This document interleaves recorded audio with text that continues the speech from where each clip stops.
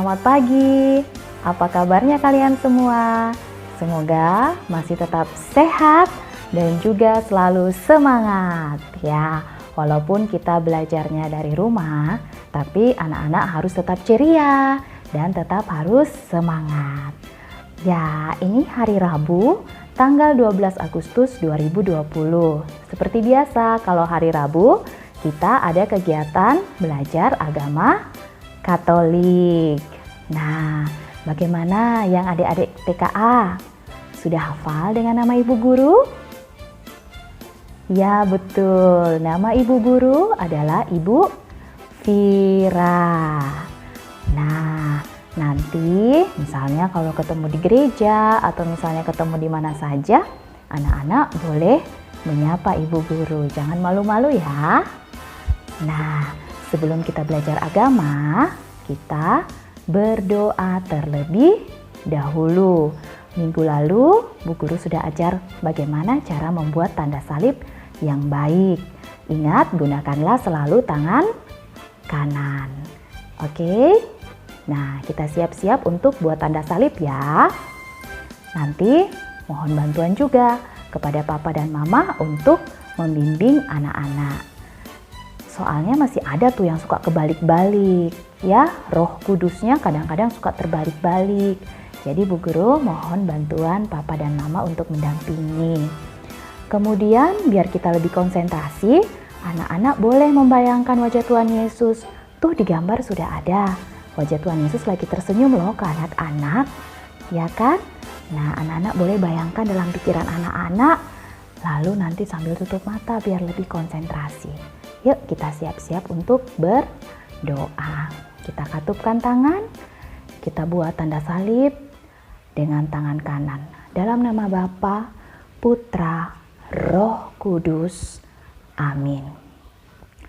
Tuhan Yesus, terima kasih atas pagi hari yang cerah ini. Kami akan memulai belajar bersama. Berkati kami, berkati kedua orang tua kami, dan kiranya kami boleh belajar dengan baik. Amin. Kita lanjutkan dengan doa Bapa kami. Bapa kami yang ada di surga, dimuliakanlah namamu, datanglah kerajaanmu, jadilah kehendakmu di atas bumi seperti di dalam surga. Berilah kami rezeki pada hari ini, dan ampunilah kesalahan kami, seperti kami pun mengampuni yang bersalah kepada kami.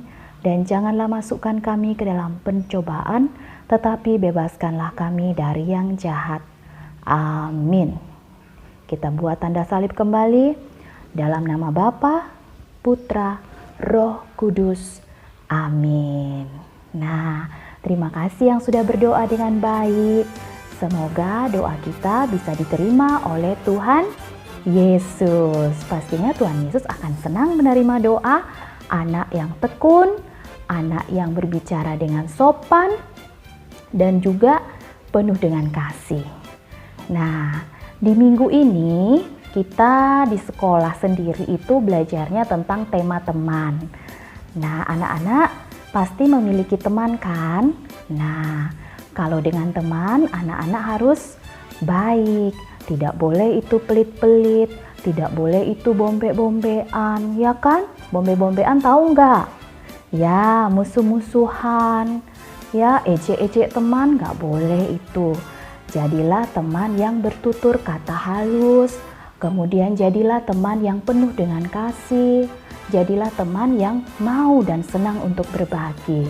Itu baru namanya anak Tuhan Yesus. Nah, di minggu ini kita juga sudah mulai mengenal dengan agama-agama yang ada di Indonesia. Teman-temanmu di sekolah juga kan bukan hanya yang beragama Katolik, ya kan?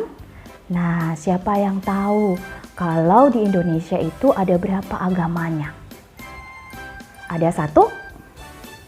No. Ada 3? Bukan. Ada 4 kali? Wah, bukan juga. Nah, di Indonesia ternyata ada 6 agama yang diakui di negara kita Indonesia. Ya, di sekolahmu juga tentunya ada teman yang berbeda agama atau keyakinannya denganmu, ya.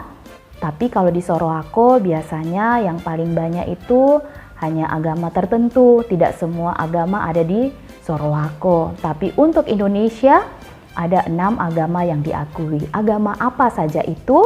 Kita lihat ya.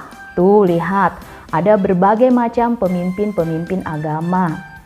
Ya, dengan baju, kostumnya pun berbeda-beda. Minggu lalu kita sudah belajar tentang pakaian kan. Nah, ini para atau teman-teman, bapak dan ibu yang agamanya berbeda-beda. Tapi di Indonesia semua itu diakui dan juga kita sama-sama untuk saling mengasihi. Tidak ada yang musuh-musuhan hanya karena berbeda agama. Ya. Nah, agama apa saja yang ada di Indonesia? Pertama adalah Islam. Nah, tentunya anak-anak di lingkungan rumahmu pasti pernah lihat tempat ibadahnya agama Islam. Apa tempat ibadahnya? Ya, betul sekali. Tempat ibadahnya adalah masjid. Kemudian kalau mereka mau pergi ke masjid, misalnya untuk mengaji atau untuk sholat, mereka itu pasti mengenakan baju tertentu, baju yang sopan, yang sama Bu Fira bicarakan juga waktu minggu lalu.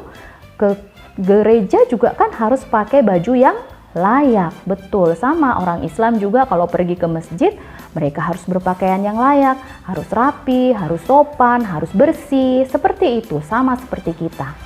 Ya, biasanya mereka yang atau yang teman-teman kita yang perempuan biasanya akan berkerudung, betul. Lalu yang laki-laki mereka akan pakai baju koko, bawahannya biasa pakai sarung, atasannya biasa pakai kopiah. Nah, biasanya itu teman-teman kita yang beragama Islam. Nah, lalu ada juga yang beragama Protestan. Nah, Protestan ini sama tempat ibadahnya dengan kita, namanya itu gereja.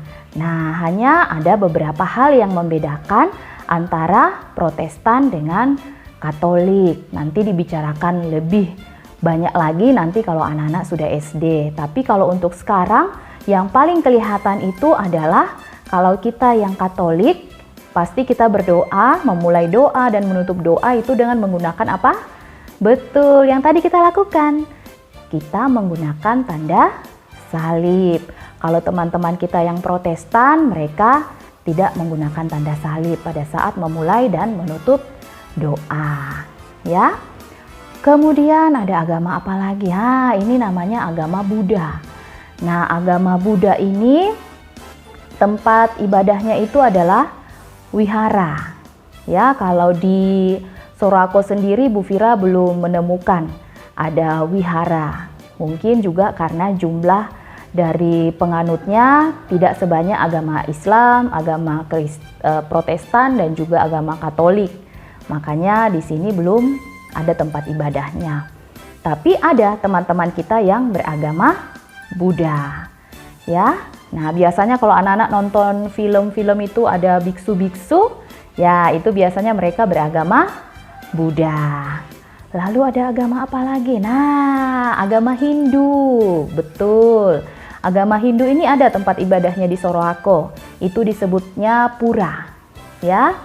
Biasanya teman-teman kita yang beragama Hindu itu akan pergi beribadah di sana sama dengan kita. Mereka juga mengenakan pakaian khusus untuk bersembahyang. Anak-anak bisa lihat di gambarnya tuh. Mereka bahkan yang ibu-ibu atau anak perempuan itu akan mengenakan kain selendang, lalu baju atasnya kebaya, pakaian sarung. Yang bapak-bapaknya juga sama pakaiannya. Atasnya malah lebih mirip jas, bawahnya itu pakai sarung yang kotak-kotak itu ya, yang khas Bali. Nah, di sini juga banyakannya itu Hindu Bali karena Hindu juga bermacam-macam. Ada yang Hindu dari India, ya kan? Tapi sama-sama tempat beribadahnya adalah pura. Lalu ada juga teman kita yang beragamanya Konghucu. Nah, kalau anak-anak itu biasa mendengar Hari Raya Imlek atau perayaan Gongsi Fachoy. Nah, ini biasanya dirayakan oleh teman-teman kita yang beragamanya Konghucu.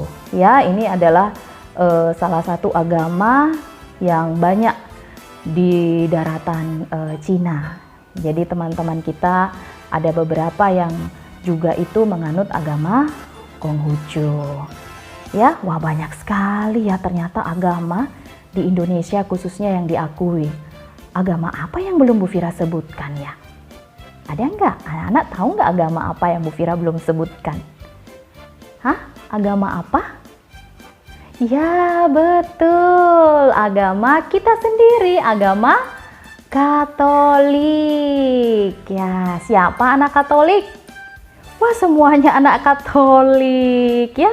Ya sesuai judulnya, ini kan pelajaran agama Katolik. Jadi pasti yang mengikuti adalah adik-adik, kakak-kakak, papa mama yang beragama Katolik. Kalau agama Katolik, sembayangnya di mana? Ibadahnya di mana? Ya betul, di gereja. Ya, tapi apakah sama gerejanya Protestan dengan Katolik? Nah, tentunya berbeda, ya kan? Dalam gerejanya pun berbeda. Kalau kita di Katolik ada meja besar di tengah. Anak-anak lihat kan? Kita sebutnya itu meja altar. Kalau di Protestan biasanya tidak ada. Yang ada hanya mimbar untuk pemimpin, ya.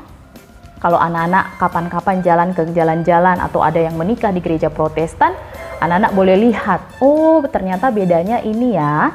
Papa mama juga kalau misalnya kebetulan berkunjung boleh dijelaskan ke anak-anak, oh ini bedanya seperti itu. Nah, anak-anak ini walaupun kita berbeda-beda agama, seperti yang Bu Fira sudah bilang tadi di awal, kita harus ingat bahwa kita ini tetap satu, harus selalu saling menyayangi, saling mengasihi, tidak boleh bombe-bombean dengan teman. Oke, ya, ada satu lagu yang Bu Guru mau ajarkan. Mungkin anak-anak sudah pernah dengar di Sekami, nanti kita ulangi lagi bersama ya. Oke, kita siap-siapkan dulu suara, ya. Ayo kita nyanyi bersama ya, boleh dibantu Papa dan Mama. Siap-siap ya.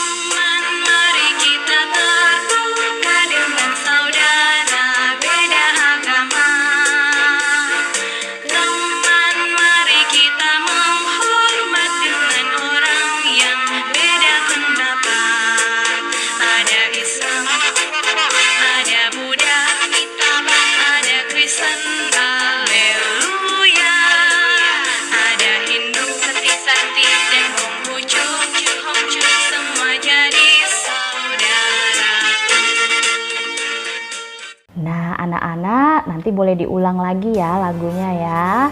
Nah, kisah lagu itu menceritakan bagaimana kita harus hidup rukun dengan teman-teman kita yang walaupun mereka beda agama, beda pendapat dengan kita, tapi kita harus senantiasa saling mengasihi, hidup yang rukun.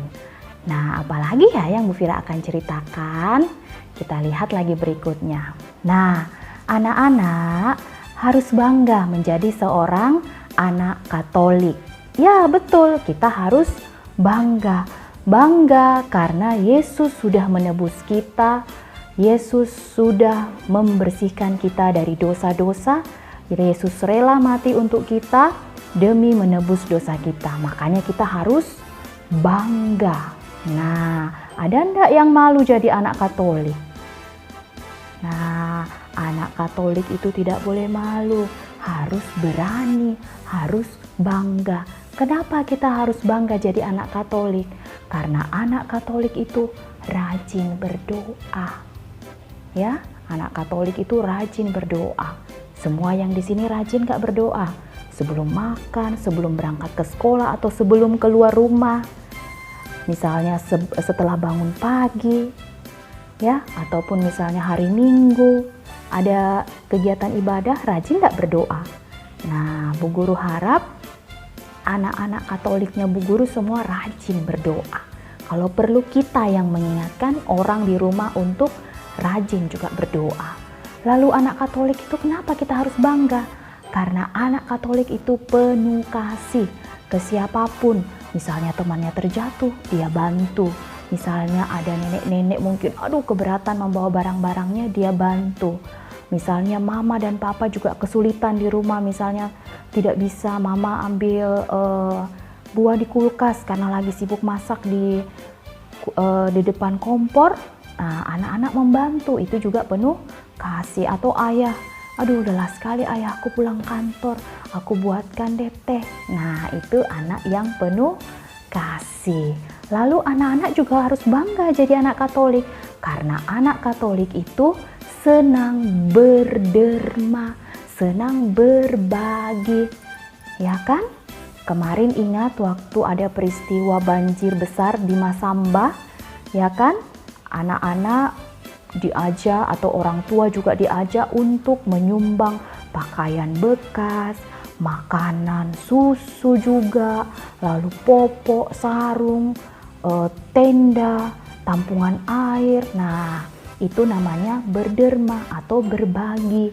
Atau kalau misalnya tidak sempat untuk membeli bahan makanan atau ada tidak punya barang di rumah yang bisa disumbangkan, boleh menyumbangkan materi. Atau kalau misalnya materi itu uang ya maksudnya. Atau misalnya aku tidak punya uang, aku juga di rumah misalnya tidak ada apa-apa, boleh bantunya bantu tenaga. Ya, bantu mengumpulkan barangnya, atau misalnya bantu memberikan barangnya ke orang yang membutuhkan. Ya, itu boleh. Ya, itu juga sama-sama berbagi, berderma. Jadi kita harus bangga jadi anak Katolik. Ayo sama-sama kita bilang, aku bangga jadi anak Katolik. Ayo yang keras ya. Siap-siap. 1, 2, 3. Aku bangga jadi anak Katolik. Sekali lagi ya. Aku bangga jadi anak Katolik. Hebat semuanya. Karena anak Katolik itu seperti yang Bu Guru bilang, ya, harus bangga, ya. Nih ada tulisan nih yang biasanya anak-anak lihat di internet atau misalnya ada stiker seperti ini tulisannya I'm a Catholic and proud of it. Ya, aku Katolik dan aku bangga karena aku beragama Katolik. Ya. Nah, anak-anak pasti sudah hafal lagu yang ini. Semuanya pasti sudah tahu lagu yang ini. Lagu apakah itu? Ini berhubungan juga dengan bangga, pasti sudah tahu ya. Judulnya Aku Bangga Jadi Anak Katolik. Siap-siap bernyanyi lagi ya sebelum kita tutup kegiatan belajar agama Katolik kita pada pagi hari ini. Ya, siap ya?